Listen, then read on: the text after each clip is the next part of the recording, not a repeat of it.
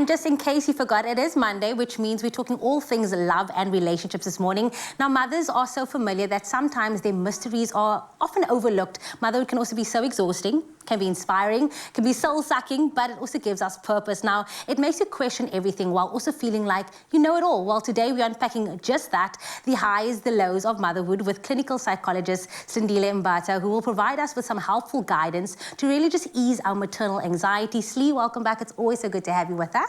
Thanks, Jamie. I'm really glad to be here. I know you're not a mama, but you are raised, and I mean, we spoke about your mom already off air. And in your opinion, what personality traits makes a good mama? I mean, this is really sort of jumping in at the deep end, you know, because I think there's no perfect way or one way to be a mom.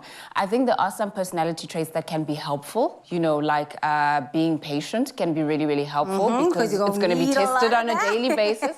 You know, and openness as well, openness to learning, because your child is going to teach you as much as you are teaching them. But, you know, even though you can have all these different personality traits that can be helpful in being a mom, you definitely reach your limits at some point. I mean, your patience will feel like, you know, it's run out, it's completely gone sometimes. So I do think, though, there are certain traits that can be helpful. I mean, it doesn't necessarily mean you're going to be the perfect mom if you don't have them, but you can be just the right mom for your child. And I like that you said that you don't have to be a perfect mom. It has to be about your well-being, about your happiness. Because I always say a happy mom means a happy child. Yes. And I love that, you know, the term motherhood has evolved so much. It's no longer just being a mom. It's about being an adopted mommy. It's about being a step-mom. It's just about being fathers that are stepping up into that maternal role. And that is how, you know, life is just evolving. Why is it also so important that we really acknowledge and really like celebrate these kind of moms too? I think, you know, that representation really matters because there's no one way of being a mother and there's no one way of being mothered. There's so many different experiences. And it's so important to recognize that motherhood can come in so many different forms, so that really we can acknowledge, you know, those people who do, like you say, you know, sort of act as moms in our lives or provide that maternal role in our lives. And they're just as important as, you know, the moms that have given birth to us. It's exciting because I think this is the first year where I think Luca, my little one, understands what Mother's Day is about. You brought me a little gift. But for a lot of people, this weekend isn't going to be a beautiful, joyous occasion. It's also going to be triggered by a lot of pain. For moms that's feeling a bit of that pain and feeling like, you know what, I may have lost a child or I might never be a mom. How do you say what? Take this weekend and just ease into understanding that it's okay to feel, you know, pain and trigger this weekend. Yeah, absolutely. You know, I think it's very important to be honest with where you are at. You don't have to pretend that you haven't had painful experiences. I know Mother's Day is so joyful for so many people, but if it's not for you, that's perfectly fine.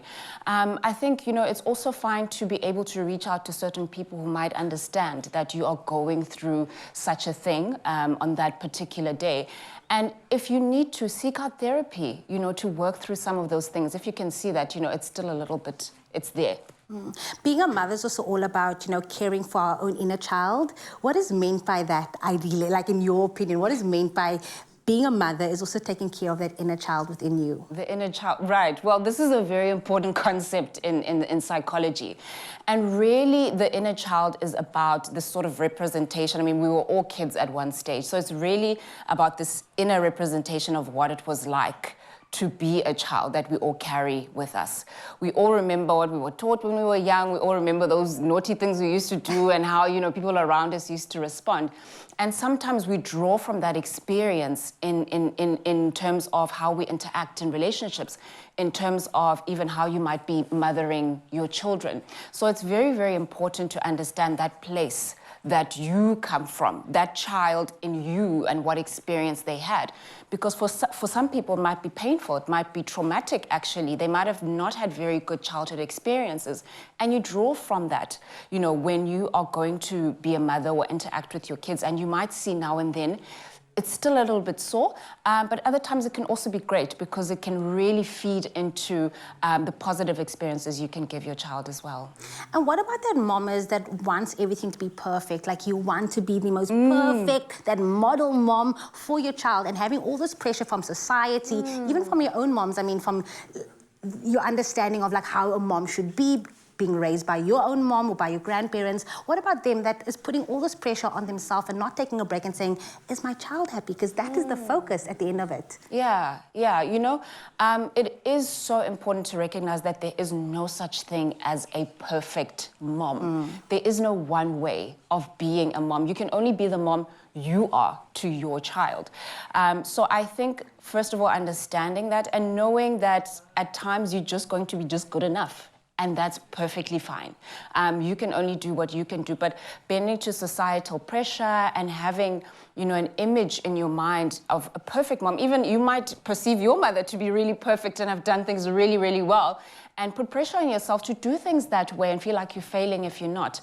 But yeah, it's important to understand that there's no perfect way to be a mother. Well, the conversation is just getting started, so stay tuned as we unpack more about motherhood with clinical psychologist Slee. And if you do want to weigh in on this conversation, Expresso Morning Show on SABC3 is where it's at.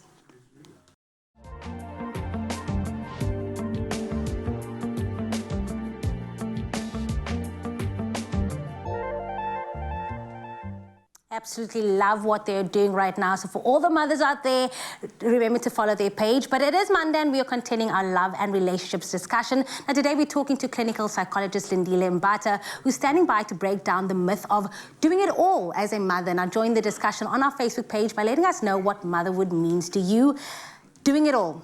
As moms, we want to make sure we do it all. But where does this idea come from that we need to know how to do it all? Yeah, I mean, that's a very good question. Where does this come from? I think it's something that has been passed on through the generations. You know, historically, mothers have been expected to be the ones who stay home and do the, you know, the maternal things and be the homemakers, cook, clean, and do everything. And men have been expected to be sort of, you know, the financial providers. So I think the idea that moms, you know, can do it all really is something that has come down through the ages and hasn't always been reevaluated as women now have gone into the workspace as well and also become providers. So we just kind of somehow expect that they will just incorporate that as well into everything else that they do. How do we change that notion? How do we change that idea that women don't need to have it all? It's okay to sometimes seek help, have a tribe. I think it's so important that we have tribes as mamas where we can speak to other women and say, you know what, I don't have it all today. Today I just want to breathe. I don't want to see the kids. I don't have patience for them. How do we control that narrative? Yeah, as you say, I think definitely having that community around you, because the more that you communicate with other moms, you'll realize you're not the only one that's feeling that way, that actually you can't do it all. And that you need a break. So I think building that community around you, that, you know, a community of honest other people who maybe have maternal roles or have been moms and have perhaps felt the way that you do. But definitely being honest, you know, that you are not a perfect individual. I think you said it in the beginning that sometimes it feels like, oh, you know, you've run out of all the energy you have and the patience that you have.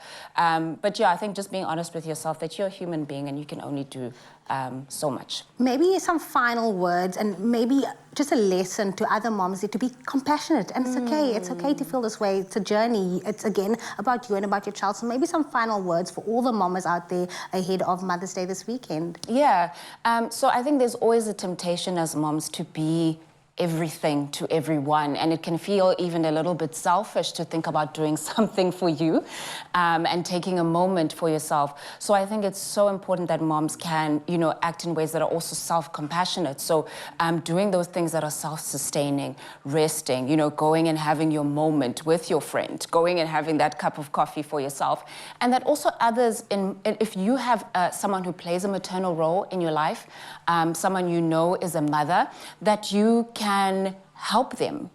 Even just by giving, you know, offering to look after their kids so they can have a nap, you know, so that they can go out and get pampered. I think let's just rally around moms because it is such an exhausting thing to do on a full-time basis, and let's just be that little form of support. Slee, as always, it's so good to have you. If ever you want to look after Luca, by all means, absolutely. I'm there. I'm here for you, girl. You get to give him back. You get to give him back. But as always, for you at home, if you'd like to seek professional help in parenthood, relationship, or any areas you're facing difficulties in, then you can reach out to Slee Mbata by emailing her on slee.psychologist@gmail.com. And hopefully we've answered all of your questions with regards to motherhood on your Feel Good Breakfast Show.